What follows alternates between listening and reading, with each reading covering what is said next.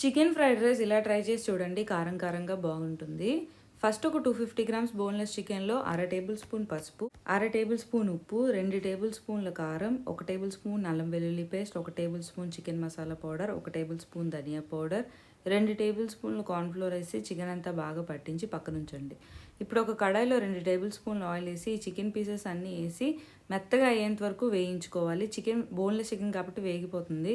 ఇప్పుడు అదే కడాయిలో 1 టేబుల్ స్పూన్ ఆయిల్, 2 గుడ్లు, ఉప్పు, పెప్పర్ వేసి స్క్రాంబుల్ చేసి పక్కన ఉంచుకోండి. అదే కడాయిలో అల్లం వెల్లుల్లి పచ్చిమిర్చి ఒక ఉల్లిపాయ వేసి 2 నిమిషాలు వేయించి క్యారెట్, క్యాబేజ్, క్యాప్సికమ్ వేసి ఉప్పు, పెప్పర్ వేసుకొని ఒక్క 2 నిమిషాలు క్రంచీగా అయ్యేంత వరకు వేయించి చికెన్ పీసెస్, ఎగ్స్ వేసి బాగా మిక్స్ చేయండి. ఇప్పుడు 2 కప్పులు బాస్మతి రైస్ ఉప్పు వేసి ఉడికించుకుంది నేను అందులో వేసుకున్నాను. 2 టేబుల్ స్పూన్ల soya sauce, 1 table spoon vinegar, 1 table spoon red chilli sauce, కొంచెం పెప్పర్ వేసి బాగా కలుపుకొని లాస్ట్లో స్ప్రింగ్ ఆనియన్స్తో గార్నిష్ చేసుకుని ఎంజాయ్